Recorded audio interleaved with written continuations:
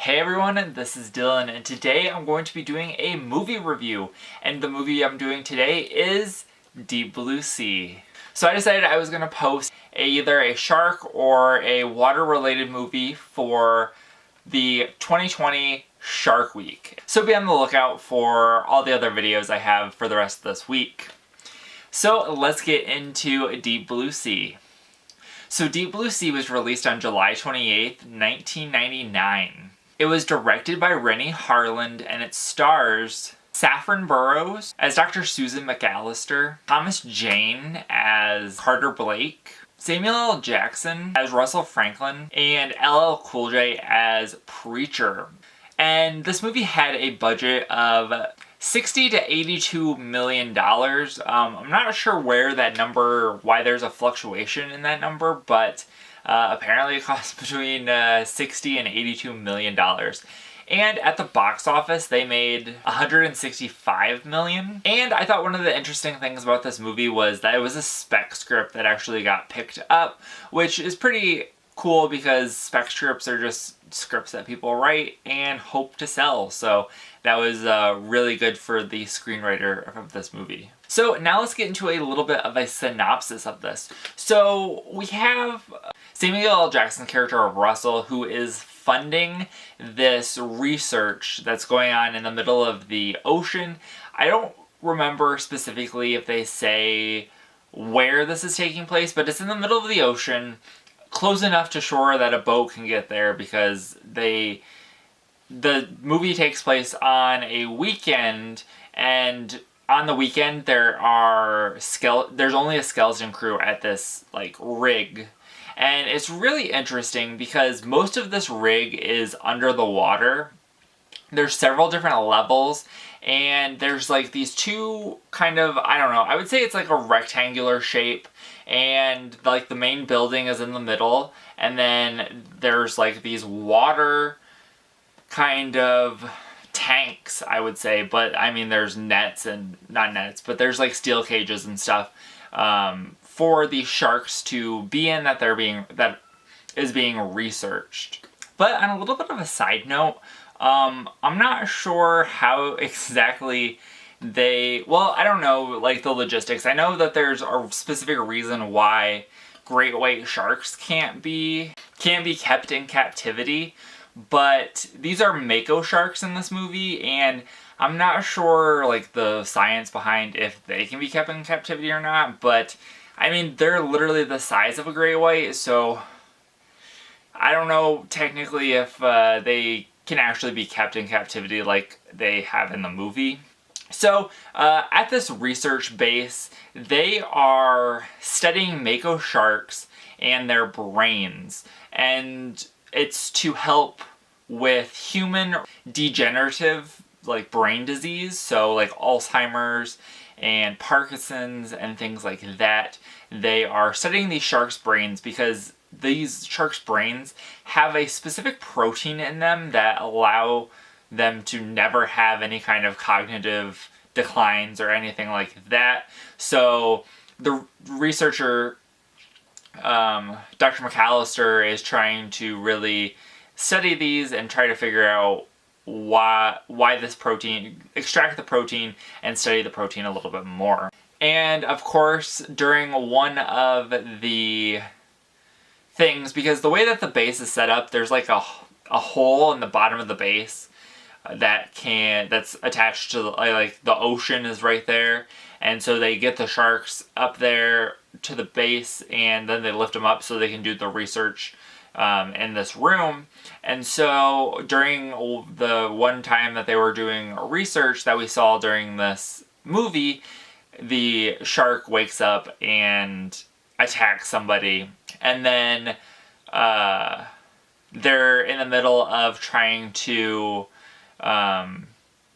life flight this guy out during a storm, and something happens with the helicopter, and the guy who they're trying to life flight out is spinning all around, and he ends up getting taken under the water by the sharks, and that then pulls the helicopter to hit the outside of the rig, and that just creates a catastrophic disaster where the rig is completely shut down. They can't get up through the top of the rig, so they have to figure out how they're going to escape this rig and not get eaten by sharks. So let's get into what I liked about this movie. So I liked the rig itself. I thought that the rig setup was super cool and that it made a lot of sense, and the design of it was pretty cool.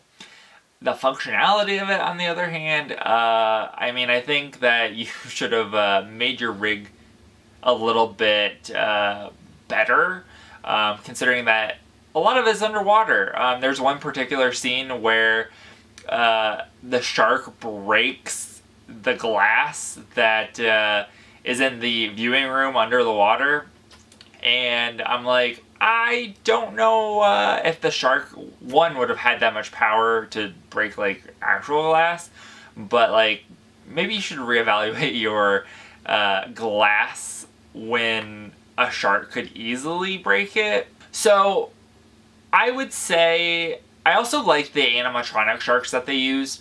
Unfortunately, they did not use animatronic sharks for the entire movie.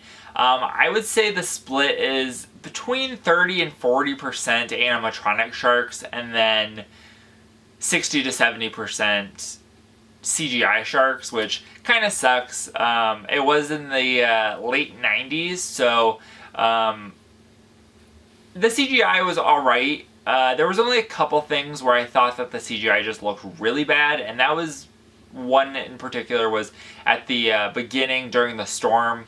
There was CGI waves, and those did not look very good at all. But most of the shark stuff was decent enough. Oh, so I don't know if this is necessarily a like or a dislike, but the helicopter crash for this movie, you know what it kind of, there was explosions and stuff, and it reminded me of those theme park shows where they do things and they have the puff of I feel like I went and saw one, but I don't remember where it was, but it was like a Batman thing or something, and there's explosions, but they could be reproduced. That's kind of what it reminded me of. I also did not like that Samuel L. Jackson's character had this story that he kept telling about avalanches, and I feel like that just didn't really, it amounted to pretty much nothing. They bring it up once he gets onto the rig, and then they bring it up later in the movie, and it just really amounts to nothing other than, I don't know, I guess maybe it was an allegory to how humans are also monsters, because it's basically the story is a ripoff of the Uruguayan football team, I believe, or rugby team that got their plane crashed in the Andes. It's basically a ripoff of that. And then, I don't know, this is just kind of random, but there was some really bizarre, I watched this movie all the way through, and then I've been watching the credits of movies because I've noticed that there's some movies that I've watched that have a end credit scene, and I had literally no idea that there was an end credit scene for it. And so I was watching it all the way to the end, and there was this weird, almost, it was like a title page almost, but it was the certificate or license to play this movie in Indian theaters, and I was like, that's a little bizarre. Alright, so now that you've heard what I like, what I like and don't like about this movie, let's talk about what other people thought of this movie. On Letterboxd, it has a 2.7 out of 5. Rotten Tomatoes, it has a 60% critic score and a 38% audience score. And then the cinema score for this movie was a B. And we also have this movie followed up by Deep Blue Sea 2 and Deep Blue Sea 3, which actually just came out. I have Deep Blue Sea 2, and I remember watching it, but I literally don't remember anything about it. And if you're interested in watching this movie and you have HBO Max, it is currently streaming on HBO Max. But that is it for this video. I hope you guys enjoyed. Thank you guys for watching. If you're not already and you'd like to be, please hit that subscribe button down below and give this video a like if you liked it. Definitely check out my channel for the rest of this week and all the other shark movies that I'm doing for Shark Week 2020. Thank you guys for watching and have a great day. Bye.